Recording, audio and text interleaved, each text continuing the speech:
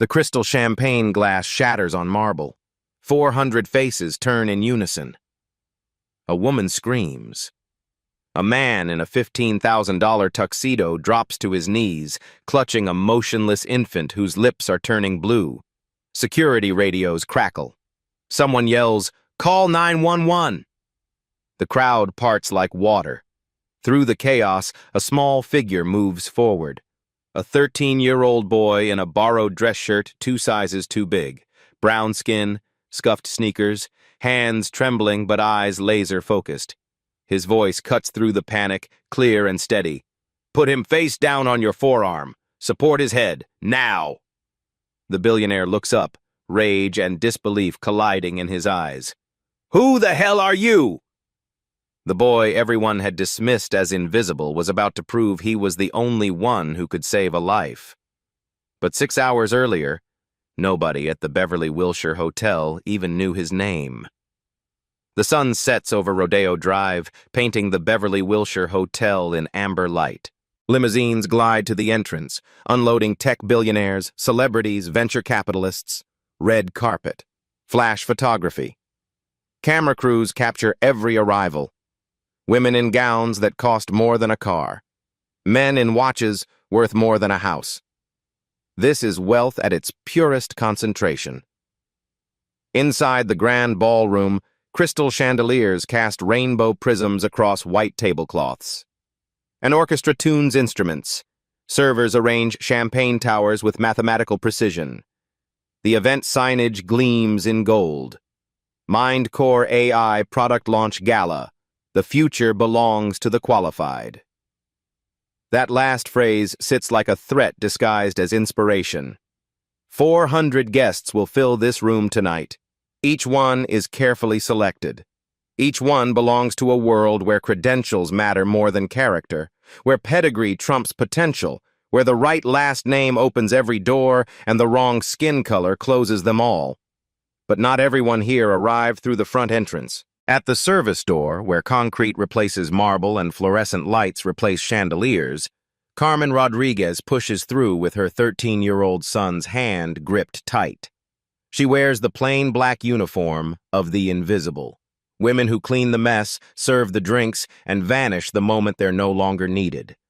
Carmen has worked in every luxury hotel in Los Angeles for 20 years. She knows how to be a ghost. Her son Mateo stands beside her, drowning in a button-down shirt from Goodwill, the fabric wrinkled despite her best efforts. His khakis are too short at the ankles. He's growing faster than her paycheck can keep up. Behind budget eyeglasses, his dark eyes take in everything with an intensity that makes people uncomfortable. He clutches a worn backpack covered in patches. Science is for everyone. Future doctor. A faded UCLA logo. Carmen leans down, whispering urgently. "Mijo, you sit in the storage room. Don't make noise. Don't go near the guests." "Mrs. Patterson said if anyone sees you, I'm fired." Mateo nods. "I'll be invisible, Mama." He says it without bitterness, but Carmen's heart cracks anyway. This is what poverty teaches children. How to disappear, how to take up less space, how to apologize for existing.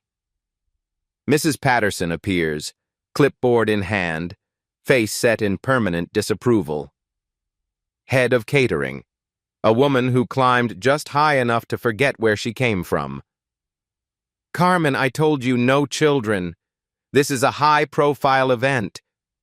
Carmen's voice trembles. "My babysitter canceled. I have nobody, please. He'll stay hidden." Mrs. Patterson sighs, like Carmen has personally inconvenienced her. "Storage room C. If Mr. Sterling or any guest sees him, you're both done. Gone." "Yes, ma'am, thank you."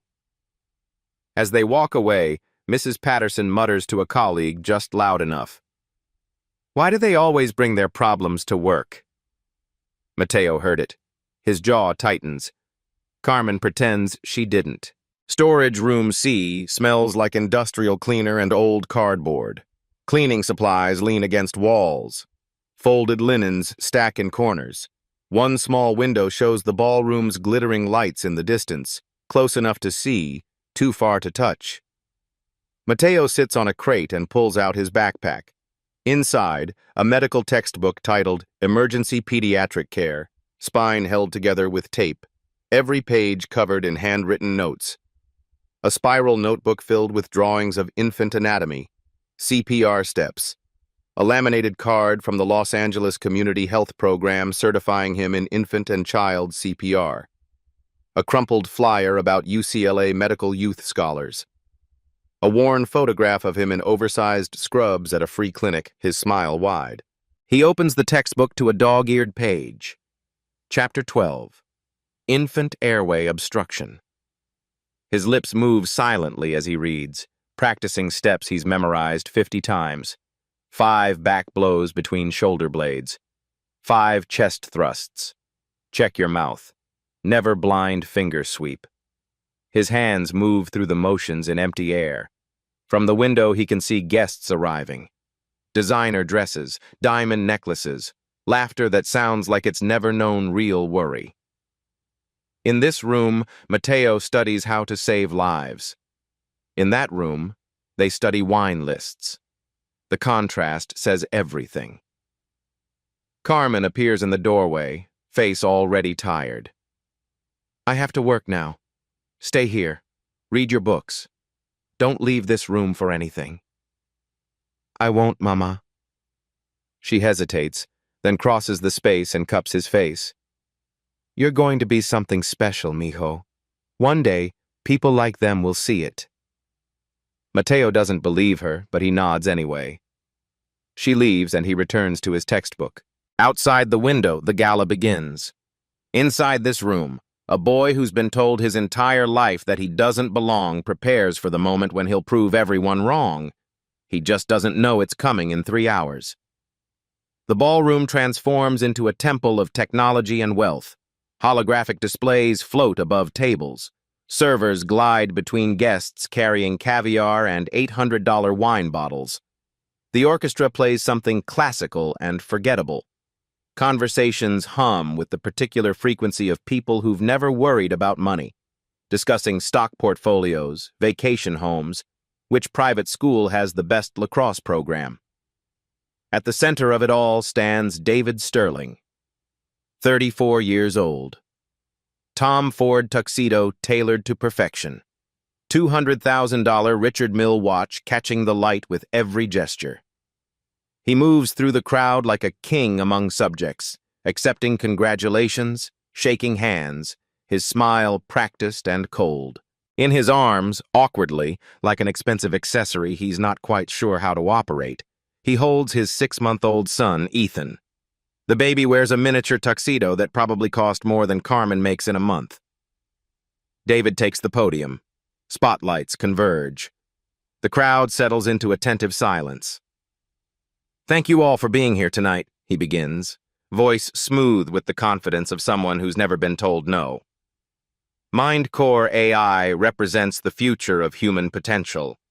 Our new product will revolutionize how we identify talent, how we separate the qualified from the... He pauses for effect. Well, let's call them the support staff of society. Scattered uncomfortable laughter ripples through the crowd. Some people are born to innovate, David continues, warming to his theme. Others are born to serve. It's not cruel. It's not prejudice. It's just biology. Just nature. Some people have the intellect, the drive, the breeding to lead, and others, he shrugs, don't. More laughter now, louder. Some guests shift uncomfortably, but most nod along. This is what they've always believed, spoken aloud. In the background, barely visible, Carmen refills champagne glasses. Her face remains perfectly neutral, years of practice. But her hands shake slightly as she pours. Baby Ethan starts crying. Softly at first, a gentle fussing. David's smile tightens. As you can see, even I don't have all the answers yet. Polite laughter. His wife Jessica appears from the wings, equally elegant, equally cold. "David, give him to me." "I've been holding him all day, Jess. You try." "That's not my job right now." They speak in the harsh whispers of people who've forgotten how to be kind to each other. David bounces Ethan awkwardly. The crying intensifies, a rising wail that cuts through conversation. An hour passes. The crying doesn't stop. It escalates. Continuous, piercing wails echo off marble and crystal. David and Jessica stand near the coat check, arguing while three nannies, all certified, all expensive, all failing, take turns trying to soothe the baby. "Maybe he's hungry?" Nanny 1 suggests. "He just ate," Jessica snaps. "Diaper?" Nanny 2 offers. "We've changed him 4 times, David growls. "Could be gas, reflux, overstimulation," Nanny 3 begins. "I'm paying you $85 an hour," David interrupts, voice rising. "Figure it out!" The baby screams louder. Guests begin moving away from the noise, whispering behind raised hands. David's perfect evening crumbles with each wail. Near the coat check, Mateo has been pulled from storage. Mrs. Patterson needed extra hands. He folds guests' designer coats and fur wraps, trying to be invisible. But he can hear everything. The baby's cries reach him from 20 feet away, and something in the pattern makes his medical training kick in. He's listening not just to volume, but to type. Hunger cry sounds different from tired cry. Pain cry different from distress cry. This is something else. Something wrong. He whispers to himself, "That's not normal. The pattern's changing." Carmen appears beside him, urgent and afraid. "Mateo," eyes down. "Work." He obeys, but keeps listening. 2 hours of screaming now. Ethan is red-faced, hoarse, exhausted. David and Jessica are frantic. A private pediatrician arrives, flown in by helicopter, summoned like an emergency consultant. The doctor examines Ethan under the ballroom's glittering lights, while guests pretend not to stare. "No fever, vitals stable, could be colic, could be reflux. Try this prescription." "That's it?" David's voice cracks. "Could be? I flew you here in my helicopter and you're guessing?" The pediatrician stiffens. "Mr. Sterling, babies cry. Sometimes there's no immediate explanation. Get out!" The doctor leaves, dignity barely intact. Ethan keeps screaming. A senior executive approaches David cautiously. "David, investors are leaving early. The noise—" "I know." David's composure shatters completely. Sweat beads on his forehead. His perfect hair falls out of place. I know. Jessica's voice breaks. "Something's wrong with him. What if something's really wrong?" "He's fine. Just overstimulated. Just—" David's certainty wavers. For the first time tonight, he looks scared. From the coat check, Mateo watches. Every instinct screams that this isn't normal infant crying. The duration, the intensity, the way the pattern keeps shifting. These are warning signs. He takes a step forward. Carmen's hand clamps on his shoulder. "Mateo, no, do not get involved. They will fire me. We need this job. We need the money for your books, for food."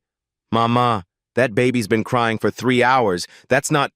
These people have doctors, expensive doctors. You think they want help from a 13-year-old? A security guard appears. "Hey, kid, you're staff, not entertainment. Stop staring at the guests."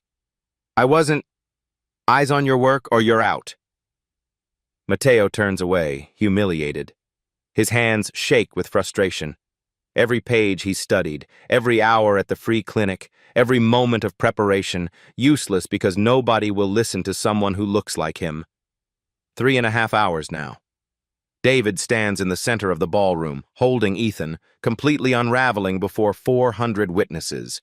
His voice cracks with desperation. "Does anyone here know what's wrong? Anyone?" A guest approaches, an older woman, kind face. "Mr. Sterling, I'm a pediatric specialist. If I could just..." "Where did you get your degree?" "UC San Diego School of Medicine." David's face twists. "Not Ivy League. I need someone who actually knows what they're doing. The woman walks away, offended. Other guests shift uncomfortably. David's prejudice is showing, naked and ugly. Jessica grabs his arm. David, we need to take him to a hospital, now. And have photographers waiting? Have TMZ run headlines about how I can't handle my own child? Absolutely not. Your pride is more important than our son? Don't twist this. Near them, Carmen passes with empty champagne glasses. David stops her. You. Do you have children? Carmen freezes. Yes, sir. 4. Did any of them cry like this? Sometimes, but if it lasts this long, it could mean... David laughs, cruel, dismissive. I'm not taking parenting advice from the maid. Go back to work. The words land like slaps. Carmen's face goes blank. She nods and walks away. At the coat check, Mateo witnesses everything. His fists clench. His jaw tightens. He's watched his mother be dismissed, ignored, insulted his entire life. He's felt invisible at every school, every store, every place where people like them don't belong. And now he's watching the baby suffer because the people who could afford every expert in the world are too proud to admit they don't have all the answers. The clock on the wall reads 10:47 p.m. 5 hours of crying. And then, silence. Complete, sudden silence. For 3 seconds, everyone exhales in relief. Finally. Finally, it's over. Then Jessica screams, raw and primal, a sound that strips away wealth and status. David, he's not breathing! Time fractures. Baby Ethan's face shifts from red to pale to twilight blue. His tiny chest stops moving. David's face transforms, arrogance draining away, replaced by pure terror. Ethan! His voice breaks. He shakes the baby. Wrong move. Dangerous move. Jessica screams. The ballroom erupts. 400 people surge forward, phones out, voices overlapping. Call 911! Is there a doctor? Someone do something! Security rushes in. A waiter drops a tray, glass exploding. The orchestra stops mid-note. The pediatric specialist from earlier pushes through. Let me see him! David doesn't hear. He's frozen, staring at his son's blue lips, unable to process. This is real. Mr. Sterling, give him to me! The specialist's voice cuts sharper. Jessica rips Ethan from David's arms. The specialist lays him on a table, clearing champagne glasses. Crystal shatters. She checks his mouth. Something's blocking his airway. I can see it but can't reach. We need equipment. Another doctor rushes forward. Try back blows. The specialist's hands shake. I'm a pediatrician, not an ER. The angle isn't... She attempts back blows, movements hesitant. Ethan remains motionless. His lips darken purple. Someone's phone shows a timer. 2 minutes without oxygen. Brain damage begins at 4. In the coat check area, Mateo hears everything. The screaming, the chaos. Doctors arguing, the mother's pleas. His body moves before his brain catches up. He drops the coat he's holding and runs. Carmen sees him. Mateo, no! She grabs for him, but he's already gone. Mateo! He pushes through the crowd. Adults tower over him. Some glance down with confusion. Who's that kid? Security, there's a child. A guard reaches for him. Mateo dodges, keeps moving. His heart pounds, but his mind runs through protocols. Infant airway obstruction. Back blows. Chest thrusts. He breaks through and reaches the table. Sees Ethan motionless. Sees the specialist frozen. Paralyzed. His voice cuts clear. It's aspiration. Something's in his airway. Every face turns. 400 eyes on a 13-year-old in a wrinkled shirt. David's face contorts. Who the hell are you? Someone who knows what to do. The specialist stares. You're a child. I'm CPR certified. I've studied infant airway obstruction for 3 years. That baby has maybe 2 minutes before brain damage. You want to argue about my age, or do you want me to save him? Silence. Jessica collapses. Please. David looks at his son, at his blue lips, still chest, then at Mateo, scuffed sneakers, brown skin. Everything David believes colliding with one truth. Nothing matters except saving your child. His voice breaks. Do it. Phones rise, recording. Mateo steps forward, hands trembling, eyes steady. Put him face down on your forearm. Support his head and jaw. Firm support. Head lower than chest. The specialist obeys. 5 back blows, between the shoulder blades, heel of your hand, hard enough to dislodge, not break ribs. She strikes. Once, twice, 3. Nothing. 4, 5. Ethan remains silent. Jessica sobs. It's not working. Mateo's voice stays steady. Turn him over, face up, support his head. The specialist flips him. 5 chest thrusts, 2 fingers, center of chest, below the nipple line, compress 1.5 inches, firm and fast.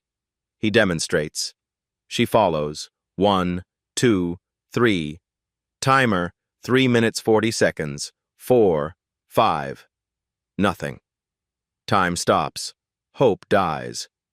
Mateo refuses to give up. Check his mouth. Visual sweep. If you see the obstruction, remove it. She looks. Eyes widen. I see it. White plastic. Take it out. She extracts it with 2 fingers. A broken bottle nipple. Instantly, Ethan gasps. A tiny, desperate inhale. Then a cough. Then a wail, piercing and alive and perfect. His lips shift blue to pink in seconds. The ballroom explodes. Cheers. Applause. Crying. Jessica collapses, hands over face. David Sterling stands frozen, staring at his breathing son. Then at Mateo. The boy who saved his son is the same boy he refused to see. Paramedics burst through the ballroom doors, equipment clattering, radios squawking codes. They arrive seconds too late to save a life, but just in time to witness the aftermath. The lead paramedic rushes to the table where Ethan lies crying, that beautiful lung-filling wail of a child who almost died, but didn't. What happened here? He checks Ethan's vitals, fingers on tiny wrist, stethoscope on small chest. The specialist's voice shakes. Complete airway obstruction. Aspiration. This young man coached me through the protocol. The paramedic looks at Mateo, really looks at him. 13 years old, Goodwill shirt, scuffed sneakers. You did this? Mateo's voice comes quiet. I just knew the steps. The second paramedic examines Ethan, checking pupils, listening to breathing. Vitals stabilizing, color returning. Whoever performed this did it textbook perfect. He glances at Mateo. Where'd you train, kid? Community health program and books. Books. The paramedic shakes his head, impressed. Jesus, you saved this baby's life. They load Ethan onto a small gurney. Jessica climbs into the ambulance, never taking her eyes off her son, one hand on his chest, feeling it rise and fall. Before the doors close, she looks back at Mateo, tears streaming. Thank you. Her voice breaks. Thank you. Thank you. Thank you. The ambulance pulls away, sirens wailing into the Los Angeles night. In the ballroom, silence settles like snow. Then movement, guests surging forward, surrounding Mateo. Phones everywhere, recording from every angle. This moment is already uploading to social media, spreading like wildfire. That was incredible. How old are you? Someone filmed this. Mateo stands frozen, overwhelmed. He's never been the center of attention, never been looked at like he matters. His hands start shaking now that the adrenaline is fading, delayed shock hitting. David Sterling remains 15 feet away, statue still. His perfect tuxedo is rumpled. His hair falls across his forehead. His hands hang at his sides, empty now that his son is gone. He stares at Mateo like seeing him for the first time. Security approaches Mateo, trying to reassert control. "All right, kid. Back to the service area." "Don't you dare!" The voice cuts like a blade. Everyone turns. An elegant woman in her 60s emerges from the crowd, silver hair pulled back, eyes sharp and assessing. She carries herself with the authority of someone used to being obeyed. "Ma'am, he's not a guest," the security guard begins. "This young man just saved a child's life while adults with medical degrees froze. He stays exactly where he is." She looks at the guard. "Are we clear?" The guard backs away. The woman approaches Mateo. "What's your name?" Mateo's voice is small, intimidated. Mateo Rivera." "Where did you learn infant CPR protocols, Mateo?" "I've been studying emergency pediatric care since I was 8. I volunteer at the free clinic on Saturdays. I got certified through the LA Community Health Program last year." "Why?" Mateo thinks, then answers simply, "Because I want to be a doctor, and doctors need to know how to save people." "How old are you?" 13. The woman pauses, then addresses the crowd. This 13-year-old knew more about infant emergency care in a crisis than most adults in this room, including some with medical degrees. She looks at the specialist, who nods agreement without shame. Carmen pushes through the crowd, panicked. "I'm so sorry, he wasn't supposed to. We'll leave." "You're his mother?" the woman asks. "Yes, I work here. I know he shouldn't have..." "Shouldn't have what? Saved a child's life?" The woman's voice warms. "You should be extraordinarily proud. Your son has a gift." Carmen's face crumbles. Relief, shock, pride colliding. Tears come and she can't stop them. David Sterling finally moves. He approaches slowly, each step heavy. The crowd parts, creating a corridor. Everyone watches, silent, witnessing something rare. A powerful man forced to confront his own prejudice. He stops 3 feet from Mateo. The contrast is stark. Billionaire Tom Ford versus teenager in Goodwill. For a long moment, David just stares. Then his voice comes out strange, broken. "You saved my son." "Yes, sir." "I told you to leave. I called you..." He can't finish. Can't say the words aloud, though everyone heard them earlier. Unqualified, unimportant, not worth listening to. Mateo's voice is quiet but firm. "You didn't think I could help because of how I look." Silence. 400 people holding their breath.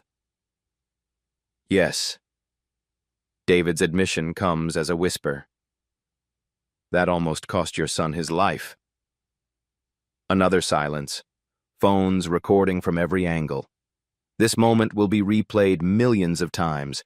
A reckoning, a lesson, a mirror held up to America's ugliest assumptions. David's voice cracks. "I know." Mateo doesn't look away. "You said some people are born to serve, that credentials equal competence." "I did. Do you still believe that?" David looks at his hands, then at Mateo. Then Carmen in her maid's uniform, tears streaming down her face. Finally, he meets Mateo's eyes again. No, I don't." He drops to one knee, eye level with Mateo now, in front of 400 witnesses, in front of cameras that will share this moment with the world. His voice breaks completely. "I'm sorry. I'm so sorry. You tried to help earlier.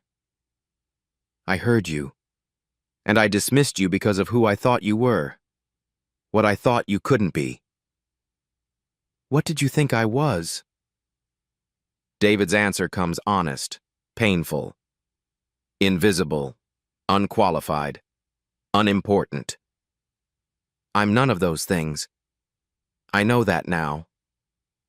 The crowd reacts, some crying, others recording, all witnessing a powerful man's public reckoning with his own bigotry. Mrs. Patterson appears, the woman who threatened to fire Carmen hours earlier. She approaches Carmen, voice formal but genuine. Mrs. Rodriguez, I apologize for my earlier comments. Your son is exceptional. Carmen can only nod, too overwhelmed for words. The silver-haired woman speaks again. Mateo, I have a question. Yes, ma'am? Have you applied to UCLA's Medical Youth Scholars Program? Mateo pulls a crumpled letter from his pocket. I was going to.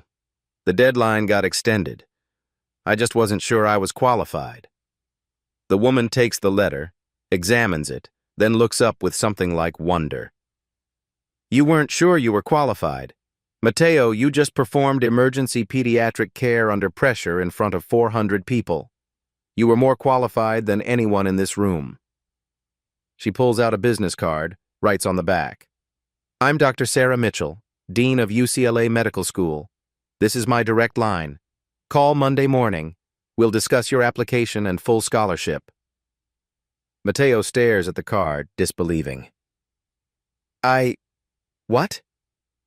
UCLA doesn't let talent like yours slip away. Carmen sobs openly. Mateo's eyes shine with tears he's trying to hold back. David stands, voice stronger now. Dr. Mitchell, whatever scholarship doesn't cover, tuition, housing, books, anything, send me the bill. Mr. Sterling, you don't have to... Yes, I do. You gave me my son's life. I owe you everything. A guest shouts from the crowd. David, your whole speech was about credentials. What do you say now? David turns to face everyone, cameras focusing. He takes a breath. I was wrong. Completely, arrogantly wrong. Real qualification isn't about degrees or pedigree. It's about knowledge, skill, and courage to act when it matters. He looks at Mateo. This young man has more of that than I'll ever have. Applause erupts. Standing ovation. 400 people applauded a 13-year-old in scuffed sneakers. But even as Mateo stands there, overwhelmed, as his mother holds him tight, as the world begins to shift around them, none of them know the night isn't over. Because at Cedars-Sinai Medical Center, baby Ethan is about to stop breathing again. The crowd hasn't dispersed. Too curious, too moved. Phones everywhere, already viral, spreading across social media. Hashtags forming, #Mateo Rivera, #RealHero. A tech journalist pushes through. Mateo, can I ask questions? I guess. You've studied medicine since age 8. Why?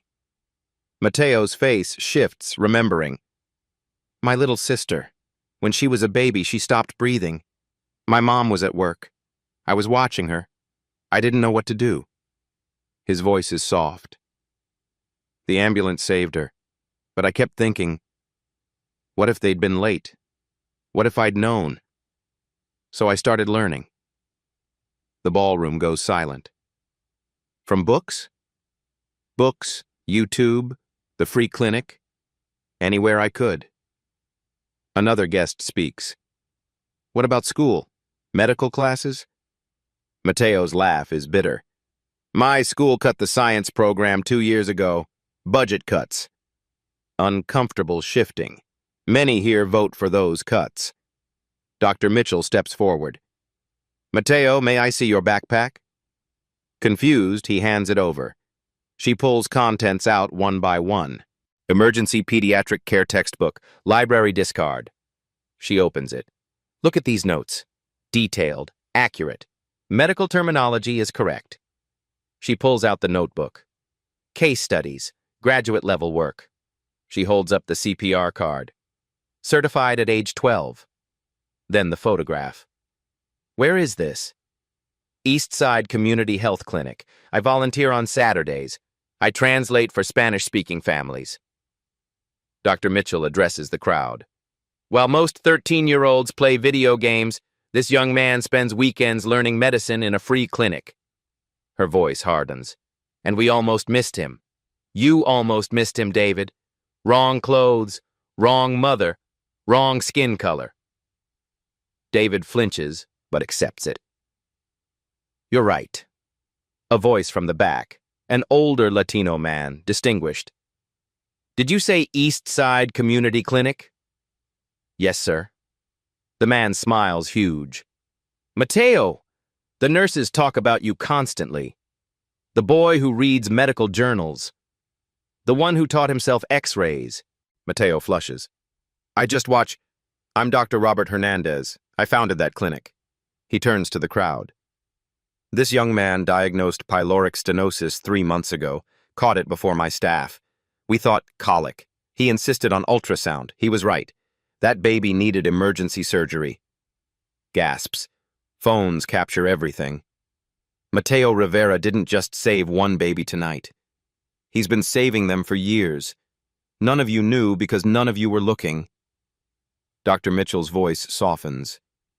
Mateo, what do you want to be? A pediatric surgeon. Why pediatrics? Because kids can't advocate for themselves. They need someone who listens. He pauses. Nobody listened to my family when we needed help. I want to be that person. A mother in the crowd wipes tears.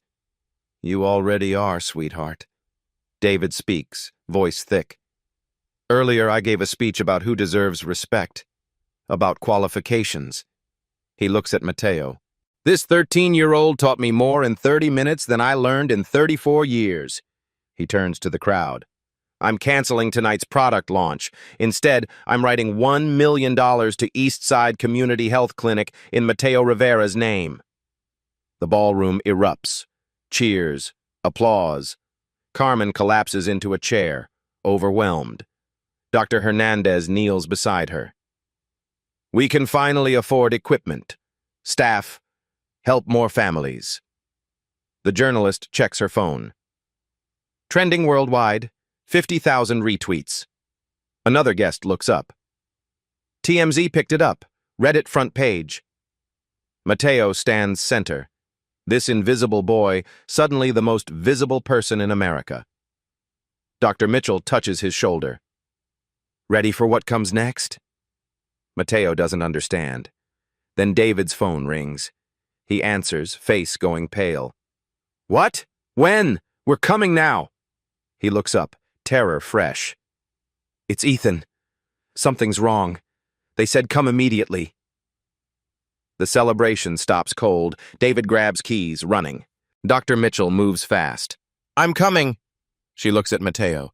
You too. Me? You saved him once. He might need you again. They rush toward the exit. David, Dr. Mitchell, Mateo, Carmen following.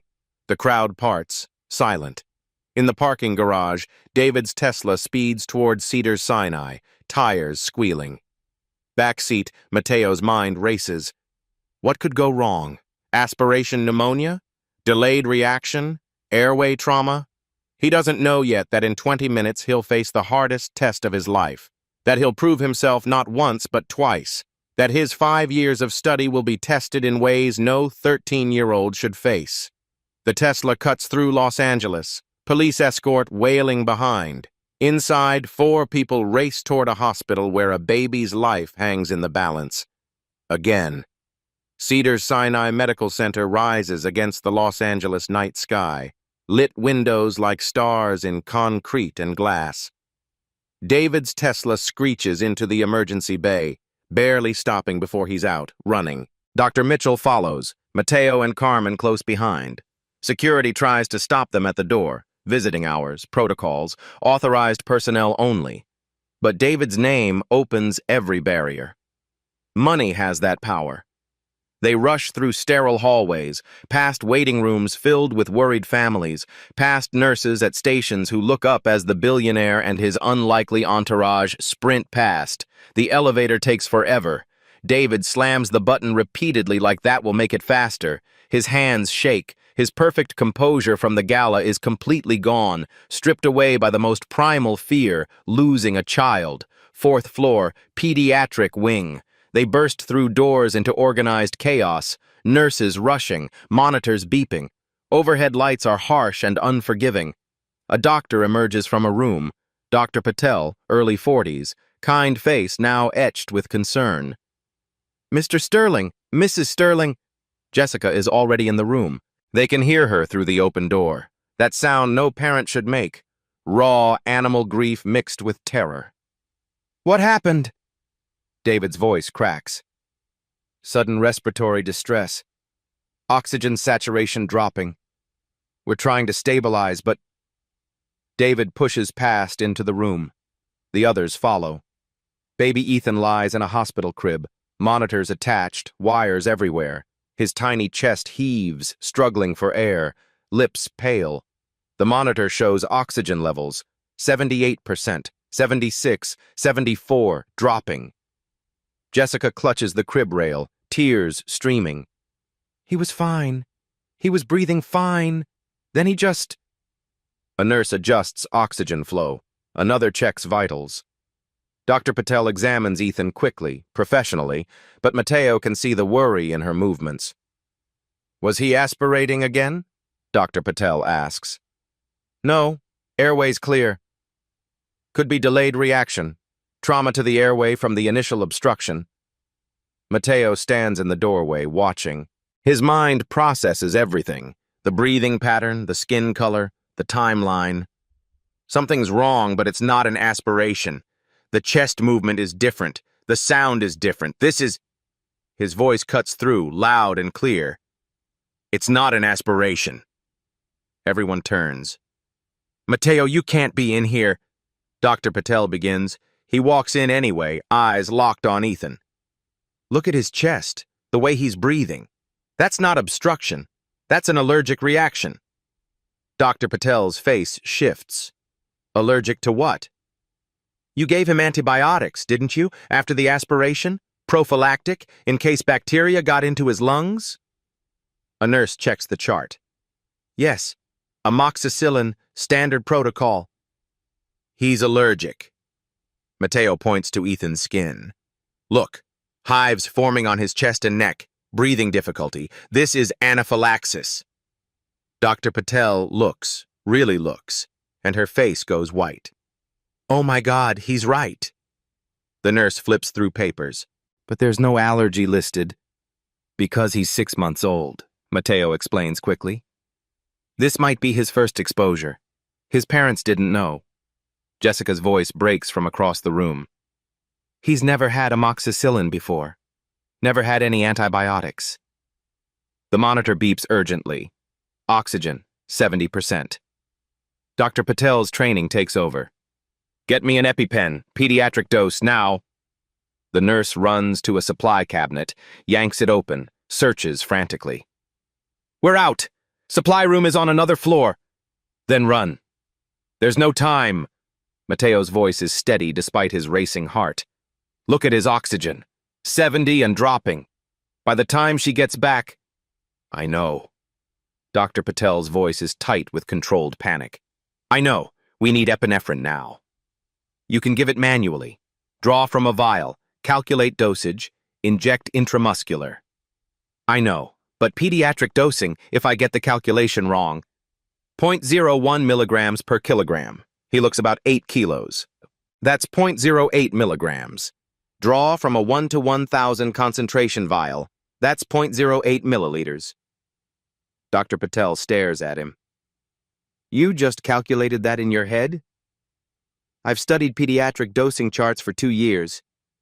Another doctor in the room, younger, nervous, checks his phone.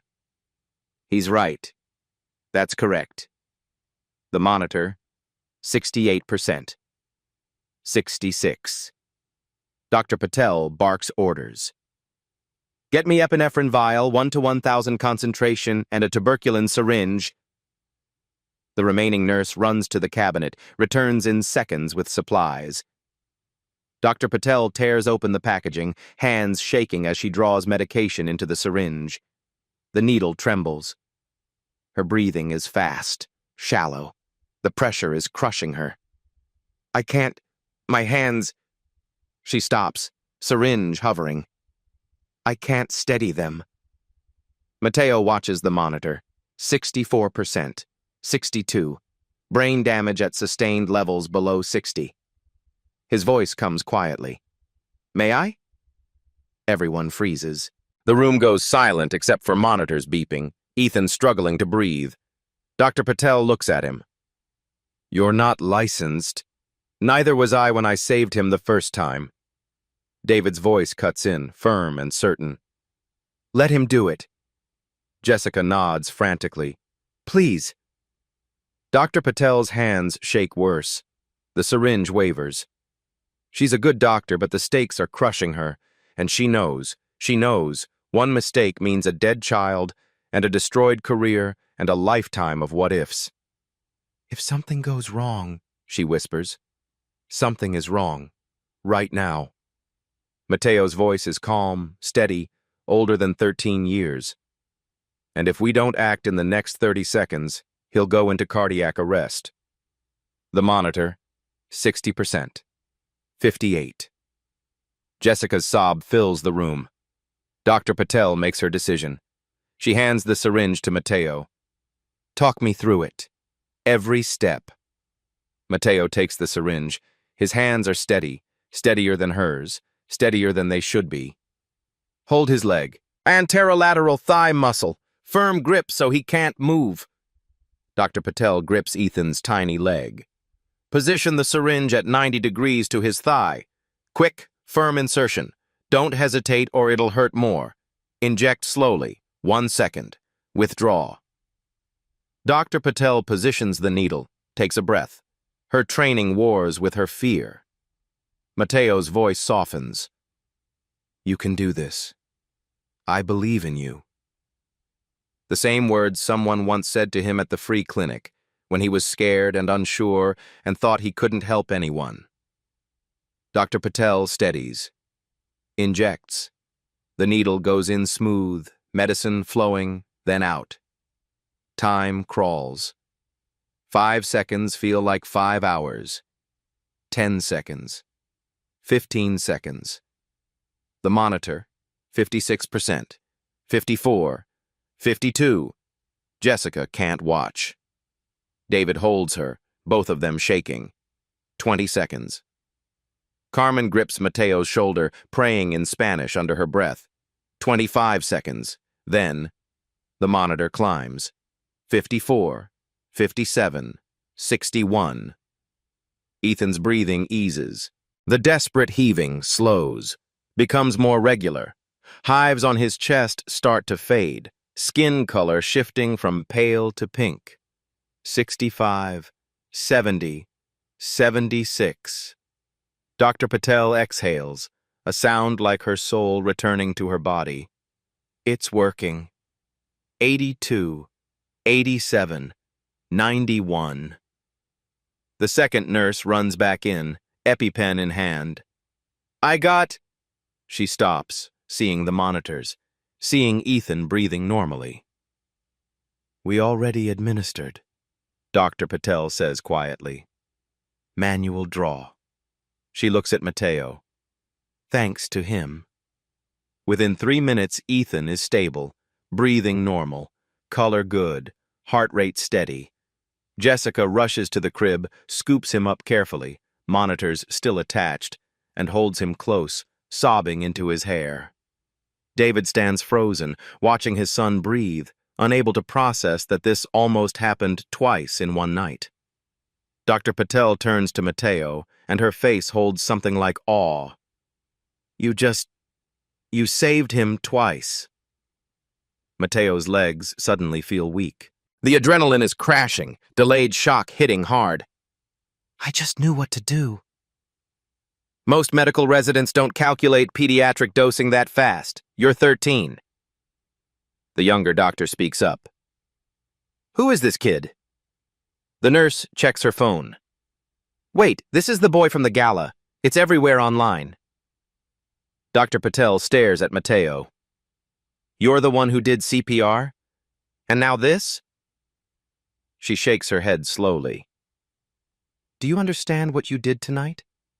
You recognized aspiration, coached correct CPR, diagnosed anaphylaxis, calculated emergency medication dosing, under pressure, without mistakes. Mateo's voice is quiet. I've been preparing my whole life. For what? To be someone who can help when it matters. Silence fills the room. Doctors, nurses, parents, all looking at this 13-year-old boy in a wrinkled shirt who just saved a life twice in 5 hours. Jessica holds Ethan, looking at Mateo with tears streaming. You didn't just save him once. You saved him twice. How do we ever repay that? Mateo's answer is simple, honest. You already did. You let me help. Most people don't. Then his legs give out. Carmen catches him, guides him to a chair. Dr. Patel checks his pulse, racing but steady. You're in shock. Normal response. Mateo looks dazed. Did that actually happen? Carmen kneels beside him, crying. Yes, baby. You saved him. Twice. Mateo's composure finally cracks. Tears come. I was so scared. What if I got it wrong? What if... Dr. Patel's voice is gentle but firm. But you didn't. You trusted your training. That's what doctors do. Mateo looks up at her. I'm not a doctor. Dr. Patel smiles. Not yet. Dawn breaks over Los Angeles. Through hospital windows, the city wakes. In the pediatric room, Mateo, Carmen, David, and Jessica sit together near Ethan's crib. The baby sleeps peacefully, monitors showing perfect vitals. David breaks the silence. I need to ask you something. Mateo looks up, tired. Okay. Why did you help? After how I treated you? After what I said? Mateo's answer comes simple. Because he needed help. It doesn't matter who his father is. David's voice cracks. But it should have mattered who you are, and I didn't see it. People don't see me. I'm used to it. Carmen's voice cuts sharp, angry. You shouldn't have to be. Jessica nods. She's right. We're sorry. Both of us. Mateo looks at David. Your speech tonight, about people being born to serve. David flinches. I know. My mom serves people, cleans hotels. I work 3 jobs so I can have books. His voice strengthens. She's the smartest, strongest person I know. She wasn't born to serve. She chooses to work hard. There's a difference. Carmen covers her face, shoulders shaking. Nobody is born to serve, Mateo continues. And nobody is born superior. We're all just people. David's voice is barely a whisper. You're 13. And you're wiser than I'll ever be. Patel enters with a clipboard. Good news. Ethan can go home this afternoon. No complications. She looks at Mateo. Thanks to you. Jessica asks, what happens now for Mateo? Dr. Patel smiles. If it were up to me, I would have gone to medical school yesterday. Mateo manages a small smile. I think I need to finish middle school first. Everyone laughs, tension breaking. David speaks firmly. Mateo, I meant what I said. Your education, fully funded. No strings. Mr. Sterling. David, just David. David, I don't need everything paid for. Just a fair chance. That's all anyone needs. David nods, understanding sinking in. You'll have it. I promise. Sunlight fills the room, warm and golden. Ethan stirs, opens his eyes, sees his parents and smiles. Pure, innocent, unaware how close he came to dying twice. 1 week later. The story of Mateo Rivera has exploded across every screen in America. Television news loops the footage from the gala. David Sterling on his knees, Mateo coaching the CPR. The moment Ethan gasped back to life. Social media erupts with hashtags trending worldwide. Hashtag Mateo Rivera. #Real Hero. #The Mateo Effect. News anchors speak in reverent tones. The 13-year-old who saved a billionaire's baby has captured the nation's heart. Talk show hosts book him. Joining us today, the teen being called a real-life superhero. Twitter explodes with reactions. This kid is a hero gains 2.4 million likes. We need more Mateos and fewer entitled billionaires gets 890,000 retweets. In the Rivera apartment in East LA, life has changed overnight.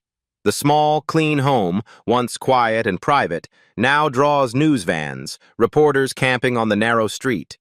4 younger siblings crowd around their brother at the kitchen table while he tries doing homework, impossible now with constant interruptions. His 7-year-old sister tugs his sleeve. "Mateo, you're on TV again." He sighs, embarrassed. "I know, mijita. Can I finish this math problem?" Carmen enters holding her phone, eyes wide with disbelief. "Mateo, look at these." Email after email fills the screen. Full scholarship to Johns Hopkins Medical Youth Program, Harvard Medical School, Early Acceptance Track Invitation, Good Morning America interview request, book deal offer, $250,000 advance. Mateo stares, overwhelmed. I just did what anyone should do." "But nobody else did, mijo. You did." At Eastside Community Health Clinic, Dr. Hernandez shows Mateo the transformation David Sterling's $1 million donation created. New ultrasound machines, updated examination rooms, supplies that were luxuries last week now stock every cabinet. "We can serve 3 times as many families now," Dr. Hernandez explains, voice thick with emotion. "Because of you." "Because of Mr. Sterling's donation," Mateo corrects, "which he made because of you. Don't diminish what you did." At the Beverly Wilshire Hotel, Carmen returns to work. But everything is different. Mrs. Patterson meets her in the hallway, formal but genuine. "Carmen, we'd like to offer you a management position, head of hospitality services, $75,000 salary plus full benefits." Carmen's legs nearly give out. What? "You raised an extraordinary young man while working 3 jobs. That takes leadership skill we need." In David Sterling's office, he sits with his PR team watching the viral videos rack up millions of views. His approval rating has skyrocketed. Public perception transformed overnight from arrogant billionaire to humbled father who learned a lesson. His PR representative smiles. "Your numbers have never been higher. People love the redemption arc." David cuts her off. "I don't care about approval ratings. I care about doing what's right." He opens his laptop, begins typing an email to his entire company. "Effective immediately, MindCore AI will implement the following changes: diversity hiring initiatives, partnerships with underprivileged schools, scholarship programs for students like Mateo Rivera who have talent but lack opportunity." At UCLA Medical School, Dr. Mitchell meets with her admissions committee presenting a proposal. "I'm proposing the Rivera Initiative, full scholarships for talented students from underserved communities who demonstrate exceptional dedication to medicine." A committee member frowns. "Because of one viral video?" Dr. Mitchell's voice hardens. "Because we've been missing brilliant people like Mateo for decades. That ends now." News coverage continues showing the ripple effects. A community organizer speaks to cameras. "This story proves what we've been saying for years. Talent is everywhere, but opportunity isn't." An education advocate adds, "We need to ask ourselves, how many Mateos have we missed because we weren't looking?" At Mateo's school, his science teacher pulls him aside. "Because of you, the district is restoring our science program. Full funding." Mateo's eyes fill with tears. "Really? Really? You changed minds, Mateo, including mine. I'm sorry I didn't see your potential before." That evening, the Rivera family gathers around their small dinner table. Simple meal, rice, beans, chicken. But the atmosphere feels different, lighter, hopeful. Mateo's 9-year-old brother asks, "When you're a famous doctor, will you forget about us?" Mateo reaches across, ruffles his hair. "Never. You're my why. All of you." Carmen raises her water glass, voice breaking with pride and relief and joy. "To Mateo, who showed the world that worth isn't about where you come from, but who you choose to be." Everyone raises their glasses, mismatched cups and old jelly jars, but it doesn't matter. Mateo shakes his head gently. "No, Mama, to you, for showing me what strength looks like every single day." 3 months later, the Beverly Wilshire hosts another gala. This time, Mateo walks through the front entrance in a borrowed suit. Carmen beside him in a beautiful dress. They're guests of honor at the Rivera Medical Education Fund launch. David Sterling takes the podium, the same stage where he once preached about who deserves respect. "3 months ago, I gave a speech about credentials defining worth. I was wrong about everything." Silence. Everyone is listening. Real qualification isn't a degree. It's knowledge applied with courage. Real worth isn't money. It's what you do when someone needs help. He looks at Mateo. "My son is alive because a 13-year-old refused to let circumstances define him. Tonight, we launch a fund to find more young people like Mateo." Standing ovation. Mateo approaches the podium, nervous but confident now. "I'm not special. I just paid attention and cared. I refuse to believe people like me don't get to dream big." He pauses. "There are thousands of kids like me everywhere. Brilliant but invisible. Kids who could change the world if someone just looked." He scans the crowd. "Who are you not seeing? Who are you dismissing because they don't look right? The next person who saves your life might be someone you'd never expect." Tears flow through the audience. "Thank you for seeing me. Now let's see everyone else." Carmen hugs him. The camera pulls back, showing transformed hearts. This story asks, who have you made invisible? Worth isn't given by society. It's proven by action. Heroes don't come from privilege. They come from perseverance. Mateo didn't need permission to be extraordinary. He needed a chance. That chance could have come years earlier if someone had looked. Don't let the next Mateo stay invisible. See people. Really see them. If this story moved you, share it. If it changed you, act on it. Comment below. Who inspired you to believe in yourself? Subscribe for stories of ordinary people doing extraordinary things. Everyone deserves to be seen. Everyone deserves a chance. The Rivera Medical Education Fund has provided scholarships to 847 students from underserved communities. 98% graduated medical school. They're saving lives because someone finally saw them.